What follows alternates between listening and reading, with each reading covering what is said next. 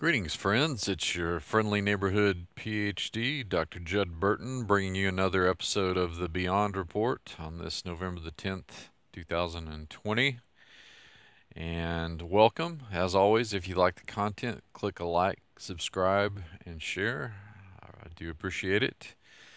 And regardless of how you feel about the election, you should remember one thing. And I made a post about this earlier in the week, but it rings true um, as a historical invariant. Emperors and kings and monarchs and presidents and rulers of all kinds come and go. But there is one Lord of Lords and one King of Kings, and that is Jesus Christ. Uh, in other news, today is the uh, birthday of the Marine Corps. Founded on this day in 1775 in Philadelphia as landing forces to be attached with the Navy. So we do appreciate all the support, sacrifice, and service that our Marines give us. Our hats are off to you. Semper Fi to all you Marines out there. Now, in a couple of the episodes prior to this, I had talked about a new Netflix documentary called The Secrets of the Saqqara Tomb, which I finally had a chance to view. And this is a really interesting documentary. Of course, the Saqqara Pyramid, which is near Cairo, is um, the oldest pyramid in Egypt, dating back to the late fourth millennium, uh, early third millennium BC, and it dates back to the period of the pre-dynastic kings of Egypt. And of course, as I pointed out before, the pyramid texts are scrawled on the walls of the Saqqara pyramid, so it's important for a number of reasons. But this particular documentary dealt with a later burial in a necropolis area known as the Babastion, um, and dealt with a 14th century, 13th century burial of a high-ranking Egyptian official named Mwate.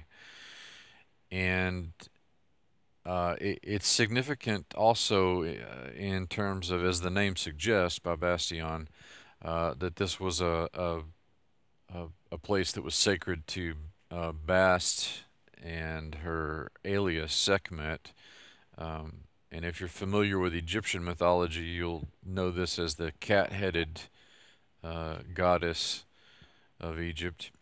And the find, of course, produced the sorts of things you would expect associated with that deity, all kinds of feline figurines and all homages paid to the goddess Bast.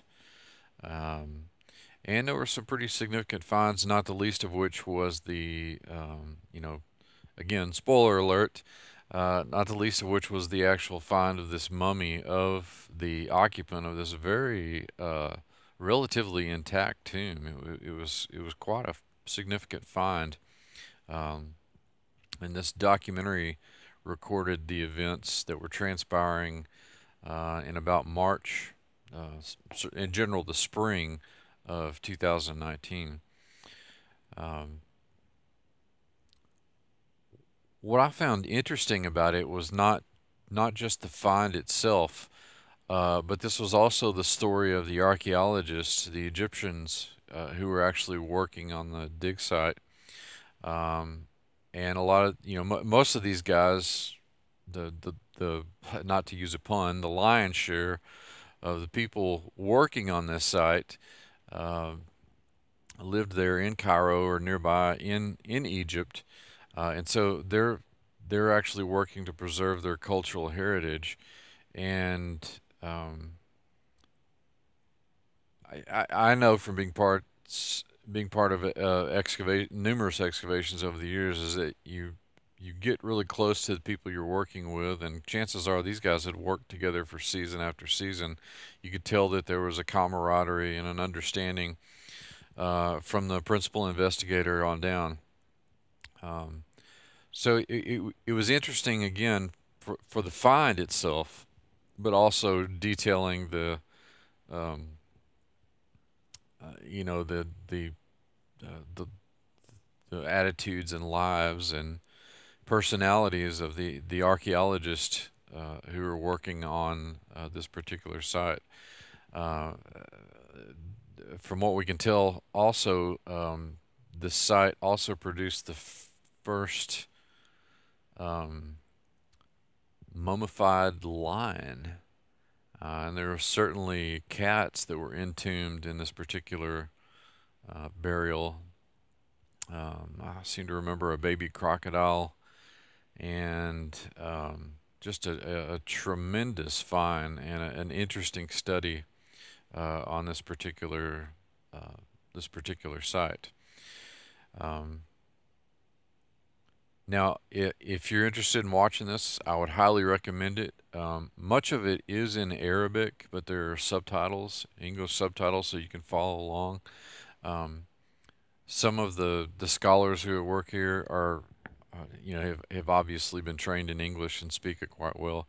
So parts of the documentary are in English, but a lot of the general run of the narrative, the dialogue is actually in Arabic. But that doesn't really take away from the actual documentary and the excitement of the find itself is really a significant find. And so I would highly recommend, if you have Netflix, to check this out, Secrets of the Saqqara Tomb. It was a really good, really well done documentary. Well, in other news, I have recently appeared on a show called The Modern Explorer, and we recorded that earlier in the day, and I will let you know uh, when that's out in whatever podcast format that they have, and I'll post a link to that. Again, I'll post a link in the description um, to the information about the Saqqara Tomb documentary.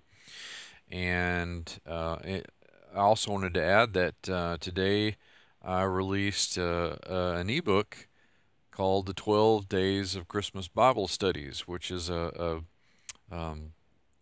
collection of historical meditations on the Nativity. And you can delve into the culture and history of the Nativity. There are things about the Magi, the Holy Family, the general culture of the Levant at the time, the Roman backdrop. There's a lot there, and it's meant to inspire further study and prayer and meditation. And I think you'll be really, really pleased. It's very affordable, so if you're looking for digital stocking stuffers or just a new book on biblical studies, then I would point you to the release of this new ebook, and I'll put a link in the description so that you can go to that. And of course, your purchase helps to power the Institute of Biblical Anthropology and Burton Beyond, so it's greatly appreciated. Um, and of course, there are a few other sales. I'm thinking of extending some of the ones that I had last week. If you didn't get a chance to take advantage of those, some of those come with signed copies of books. And I think that's it for right now. As always, I certainly appreciate your viewership and your support. And I'll be working on a Quick Classics episode and probably another Antiquity X episode this week. So stay tuned. There's more content coming. But I just wanted to bring you this Beyond report today. And take care. We'll see you soon. Godspeed.